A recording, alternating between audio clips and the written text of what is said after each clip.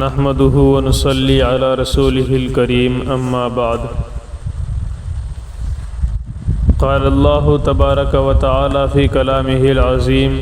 أعوذ بالله من الشيطان الرجيم بسم الله الرحمن الرحيم ولا يقتلون النفس التي حرم الله إلا بالحق۔ عباد الرحمن کی صفات کا بیان ہے۔ ان عباد الرحمن کی صفات میں ایک اہم صفت یہ بھی ہے کہ وہ کسی بھی شخص کو ناحق قتل کرنے سے پوری طرح اجتناب کرتے ہیں۔ چنانچہ اللہ تعالیٰ نے فرمایا وَلَا يَقْتُلُونَ النَّفْسَ الَّتِي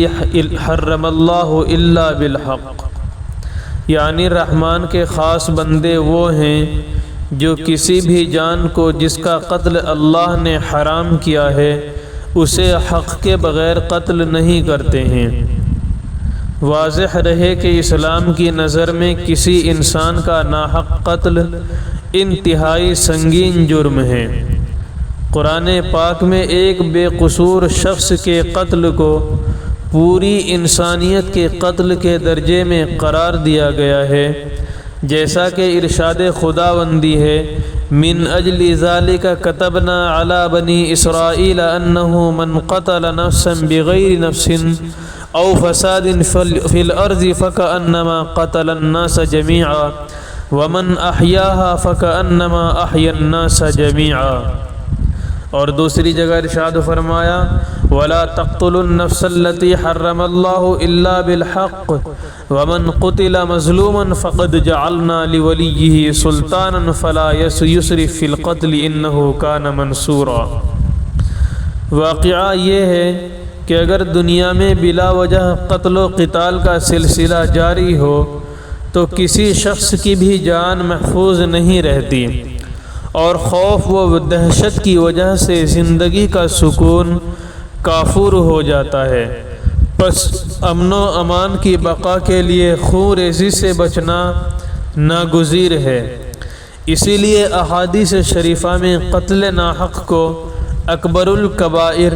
یعنی سب سے بڑے گناہوں میں شامل کیا گیا ہے۔ خادم رسول سیدنا انس ابن مالک رضی اللہ عنہ کی روایت ہے کہ نبی اکرم صلی اللہ علیہ وسلم نے ارشاد فرمایا اکبر الکبائر الاشراک باللہ، کہ سب سے بڑا گناہ یہ ہے اللہ تعالیٰ کے ساتھ کسی کو شریک ٹھہرانا، وقتل النفس، کسی انسان کو ناحق قتل کرنا، وعقوق الوالدین، والدین کی نافرمانی کرنا، وقول الزور، اور جھوٹی بات، او قال شہادت الزور، یا جھوٹی گواہی دینا۔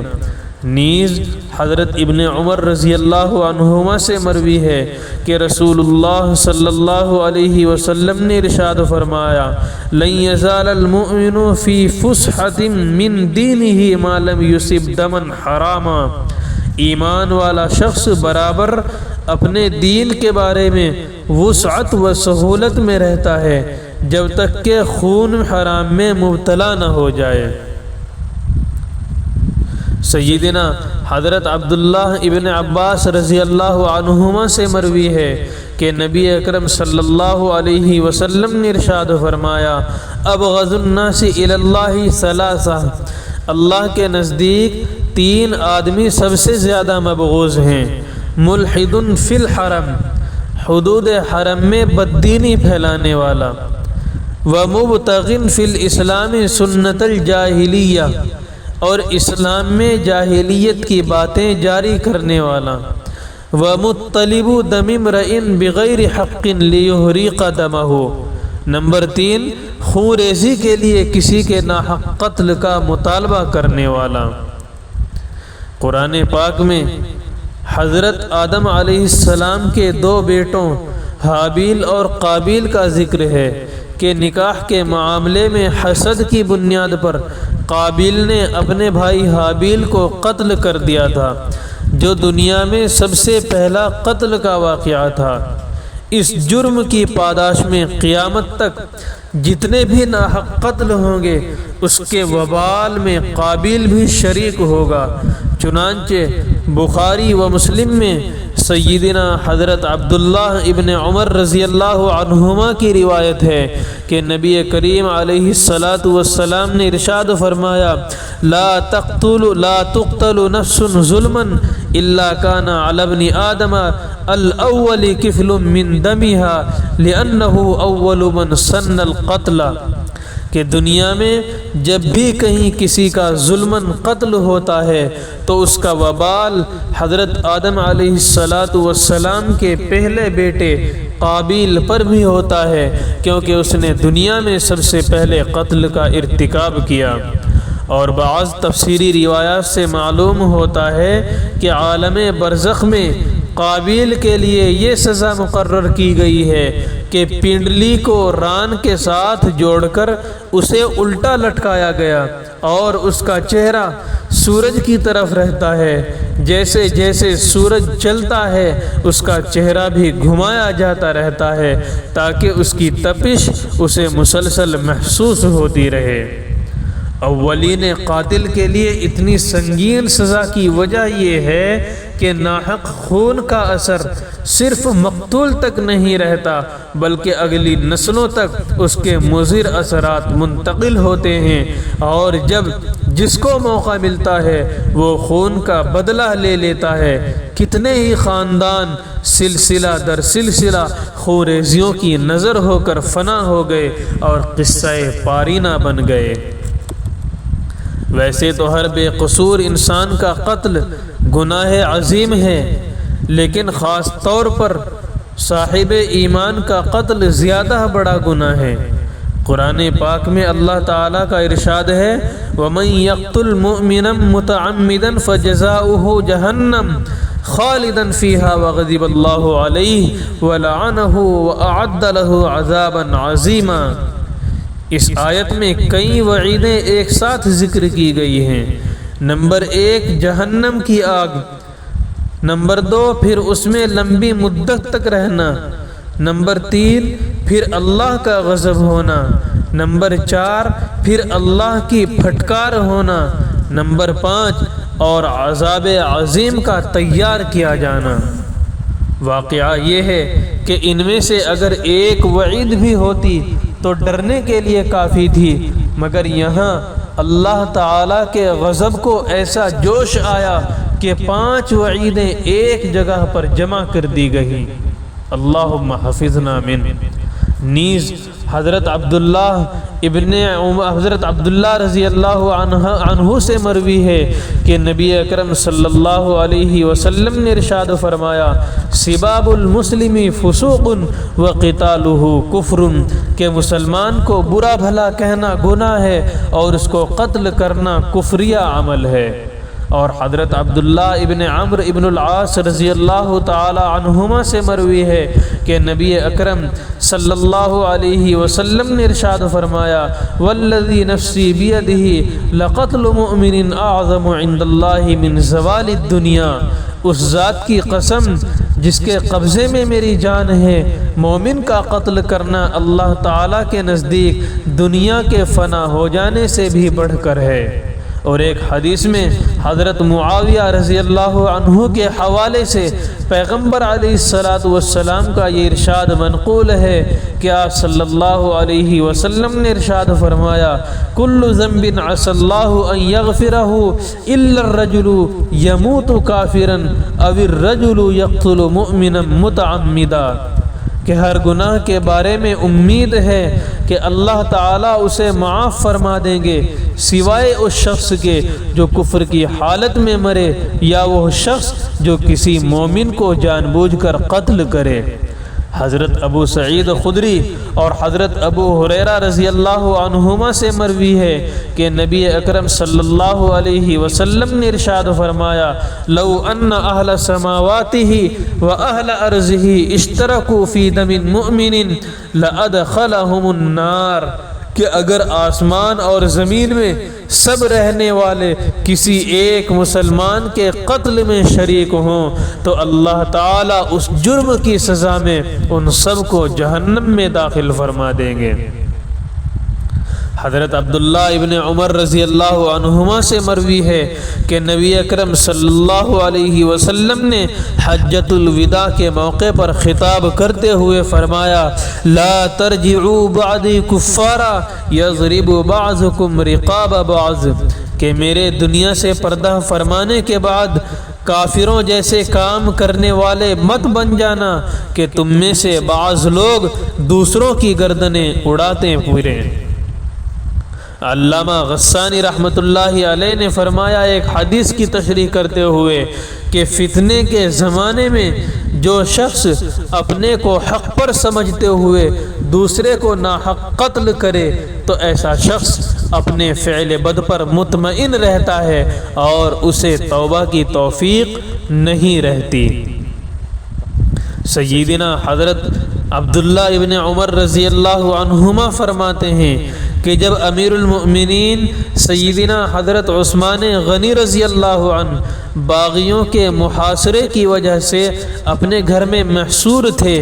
اور باغیوں کی طرف سے انہیں قتل کی دھمکیاں دی جا رہی تھیں، تو ایک روز آپ نے لوگوں سے خطاب کرتے ہوئے ارشاد فرمایا کہ آخر کہ تم کس بنیاد پر مجھے قتل کرنا چاہتے ہو؟ میں نے خود نبی اکرم صلی اللہ علیہ وسلم سے سنا ہے کہ 3 وجوہات کے علاوہ کسی بھی سبب سے کسی مسلمان کا قتل حلال نہیں ہے۔ نمبر 1، شادی شدہ آزاد زناکار جس پر ثبوت کے بعد سنگساری کی سزا جاری ہوگی۔ نمبر 2، کسی مومن کو جان بوجھ کر قتل کرنے والا کہ اس سے قصاص لیا جائے گا۔ نمبر 3، وہ مرتد شخص جو اسلام لانے کے بعد اسلام چھوڑ دے، پس نہ تو اسلام کی حالت میں بدکاری کا مرتکب ہوا، نہ ہی اسلام سے قبل جاہلیت کے زمانے میں یہ برائی کی، اور نہ ہی میں نے کسی کو قتل کیا اس کا قصاص مجھ سے لیا جائے، اور نہ ہی میں اسلام لانے کے بعد مرتد ہوا۔ میں گواہی دیتا ہوں کہ اللہ تعالیٰ کے سوا کوئی عبادت کے لائق نہیں، اور میں گواہی دیتا ہوں کہ حضرت محمد صلی اللہ علیہ وسلم اللہ کے بندے اور اس کے رسول ہیں۔ ان احادیث میں جن 3 لوگوں کے خون حلال ہونے کا ذکر ہے اس کے بارے میں یاد رکھنا چاہیے کہ اس کا تعلق حدود و قصاص سے ہے، جس کو جاری کرنے کا اختیار کسی فرد کو نہیں ہوتا بلکہ اسلامی حکومت کو ہوتا ہے۔ پس اسلامی حکومت اگر ثبوت اور شرائط پائے جانے کے بعد سزا جاری کرے تو یہ عمل دیگر لوگوں کے لیے عبرت کا سبب بن کر معاشرے میں امن و امان اور جان و مال کے تحفظ کا ذریعہ بن جاتا ہے۔ لیکن اگر حکومت کے بجائے افراد کو سزا جاری کرنے یا بدلہ لینے کا اختیار دیا جائے گا تو خون ریزی ختم نہیں ہوگی بلکہ اور بڑھ جائے گی۔ بخاری شریف میں حضرت اسامہ ابن زید رضی اللہ عنہ فرماتے ہیں کہ ہمیں قبیلہ جوہینہ کی ایک شاخ کی طرف پیغمبر علیہ السلام نے جہاد کے لیے روانہ فرمایا، تو ہم نے اس قوم پر صبح کے وقت اچانک حملہ کر کے شکست دے دی۔ اسی دوران میں نے اور ایک انصاری صحابی نے ایک کافر شخص کو گھیر لیا، تو وہ شخص بول اٹھا کہ لا الہ الا اللہ، تو یہ سن کر انصاری ساتھی نے تو ہاتھ کھینچ لیے، مگر میں نے اپنے نیزے سے اس پر حملہ کیا یہاں تک کہ اسے مار ڈالا۔ جب ہم مدینہ منورہ واپس آئے تو نبی اکرم علیہ السلام کو اس واقعے کی خبر ملی، تو آپ نے مجھ سے ارشاد فرمایا کہ اسامہ، تم نے اس کو کلمہ پڑھنے کے باوجود کیوں قتل کر ڈالا؟ میں نے عرض کیا کہ حضرت وہ تو جان بچانے کے لیے کلمہ پڑھ رہا تھا، مگر پیغمبر علیہ السلام بار بار یہی ارشاد فرماتے رہے کہ تم نے اسے کلمہ پڑھنے کے باوجود قتل کر دیا، تم نے اسے کلمہ پڑھنے کے باوجود قتل کر دیا۔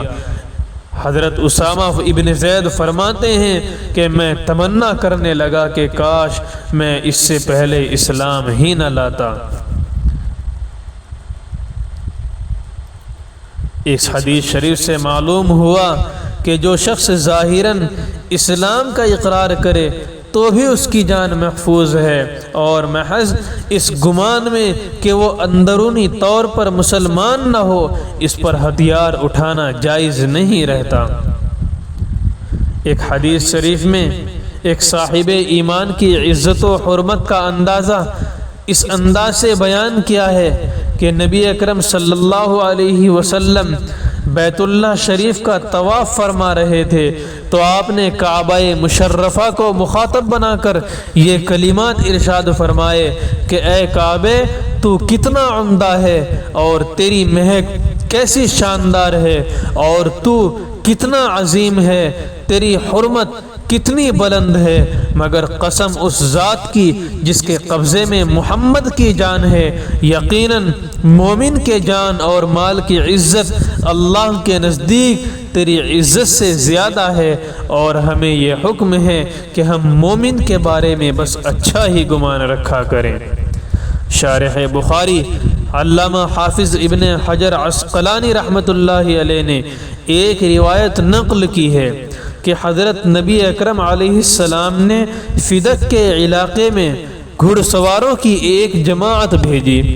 انہوں نے مخالفین پر حملہ کیا تو ان کفار میں ایک شخص مرداس فدقی رضی اللہ عنہ بھی تھے۔ وہ رات میں اپنے ساتھیوں سے الگ ہو گئے اور انہوں نے یہ کہا کہ میں تو حضرت محمد صلی اللہ علیہ وسلم اور ان کے ساتھیوں سے ملنے جا رہا ہوں، تو اس پر ایک مسلمان شخص کی نظر پڑ گئی اور وہ اس پر حملہ آور ہوا۔ مرداس نے کہا کہ میں تو ایمان لا چکا ہوں، مگر اس مسلمان نے پھر بھی اسے قتل کر دیا۔ جب یہ بات پیغمبر علیہ السلام کو معلوم ہوئی تو آپ صلی اللہ علیہ وسلم نے فرمایا کہ کیا تم نے اس کا دل چیر کر دیکھا تھا؟ حضرت انس رضی اللہ عنہ فرماتے ہیں کہ بعد میں مرداس کے قاتل کا انتقال ہوا تو لوگوں نے اس کو دفن کر دیا، لیکن صبح کو کیا دیکھتے ہیں کہ اس کی لاش قبر کے باہر نکل پڑی ہے۔ پھر دوبارہ دفن کر دیا، اگلے دن پھر لاش باہر پڑی ملی۔ کئی مرتبہ ایسے ہی ہوا تو جا کر پیغمبر علیہ السلام سے پوری صورتحال بیان کی تو آپ نے فرمایا کہ اسے دو پہاڑوں کے درمیان کسی وادی میں ڈال آؤ، اور پھر ارشاد ہوا کہ زمین تو اس سے بھی بدتر آدمی کو قبول کر لیتی ہے، لیکن اللہ تعالیٰ کو تمہیں عبرت دلانا مقصود ہے۔ مطلب یہ ہے کہ مومن کو قتل کرنا اتنا بڑا گناہ ہے کہ اس قاتل کو زمین بھی قبول کرنے کے لیے تیار نہیں ہوتی، اور کبھی کبھی عام لوگوں کے سامنے بھی اس کا اظہار کرا دیا جاتا ہے تاکہ لوگوں کو عبرت ہو۔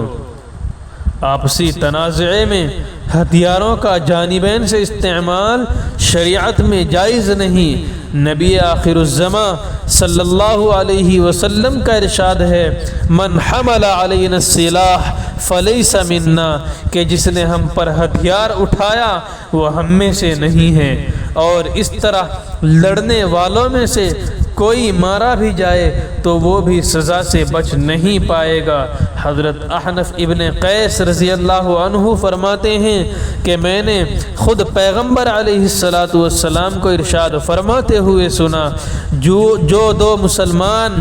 آپس میں تلوار کے ذریعے مد مقابل ہوں تو قاتل اور مقتول دونوں جہنمی ہوں گے۔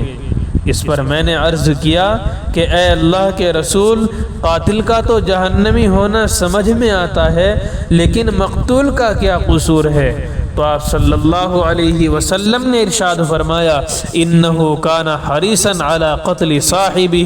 کہ وہ بھی اپنے مد مقابل کو قتل کرنا چاہ رہا تھا۔ عام طور پر خونریز لڑائیوں میں ہر فریق دوسرے کو جان سے مارنے کا ارادہ کرتا ہے، ایسے سب لوگوں کے لیے یہ حدیث موجب عبرت ہے، لہٰذا اپنے سب نزاعات آپسی مذاکرات سے حل کرنے چاہیے اور اپنی طرف سے فتنے و فساد کی ابتدا نہیں کرنی چاہیے۔ اللہ تعالی ہم سب کی حفاظت فرمائے۔